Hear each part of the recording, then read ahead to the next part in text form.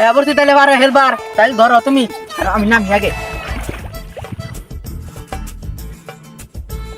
গেড়া বন্যার জন্য ই দিছে না ইঞ্জি আমি ই দিয়া চাই না নয় দিছে গার একটা গাড়ি কথা শোনা গেছে হ্যাঁ হ্যাঁ দেখো দাদা শোনা যায় শোনো না আমার পাশে দেখতে পাচ্ছেন আপনারা গাইস দেখুন কি তাহলে বন্যা কি হয়ে গেছে আমার পাশে এক রিপোর্টার ছিল মিস্টার কাকা চৌধুরী রিপোর্টার কাকা তার বাড়ি এখানে ছিল সেই এখানে বাড়ি ছিল সেই বাড়িটা উল্টে গেছে গা পাহাড়ে বন্যা একবারে উল্টে গেছে দেখতে পাচ্ছেন গাইস এখানে শুধু কাকা তার বাড়ি ছিল এখানে সেই দুদিন আগে এখানে ডুবে মারা যায় দেখতে পাচ্ছেন এখানে ওর বাড়িটা ছিল এই কাকা বেশি উঠেছে আপনারা আমাদের পাশে থেকে কাকাকে ধরতে হবে চলো চলো চলো গাড়ি নিয়ে যাবো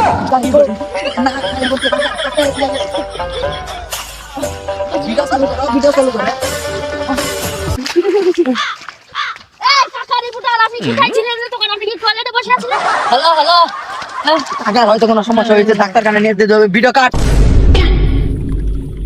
কাকাকে এখন আমরা হসপিটালে নিয়ে যাবো আপনারা গাইস আমাদের পাশে থাকেন কাকা বানি এত হয়ে গেছে কাকা সকালে মরছে আইছি হসপিটাল ডাক্তার সাহেব এই যে ডাক্তার সাহেব নিয়েছি ডাক্তার সাহেব আবার সামনে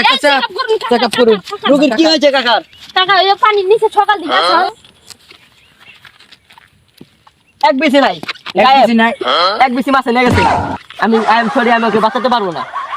এটা কি হলো কাকা কোনোভাবে কি বাঁচানো সম্ভব না বিচি জাল নিয়ে আসতে পারেন তাহলে ওকে বাঁচানোর চেষ্টা করতে পারবো ওর বাড়ি তো তলা গেছে ওর বাড়ির নিচে যেন হাঙ্গর মাছে বেশি ডাইয়া দিছে একে কি করবো আমরা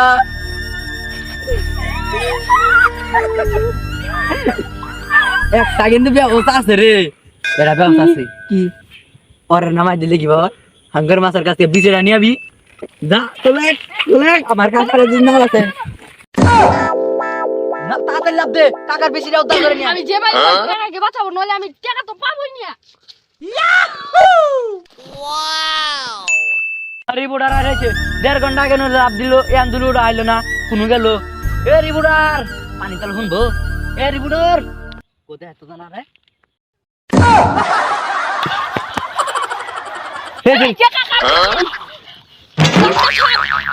বাঁচান আর 5টা মিনিট পরে গেলে কাকার বিচিটা হাঙ্গরে খেয়ে ফেলতো মুখে দিবে আমি মুখ থেকে টান দিয়ে বের করে নি কাকাকে দিয়ে দিলাম তাড়াতাড়ি ডাক্তার চাপ তাড়াতাড়ি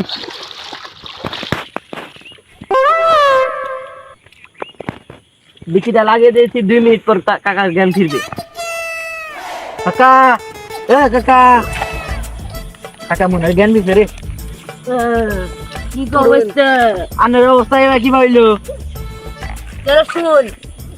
10 মিনিট আগে আমি বাড়িঘর চলে গেছে গা আমি আসতে গেলা আমার কাছে আমার বিচি নিয়ে গেছাল গা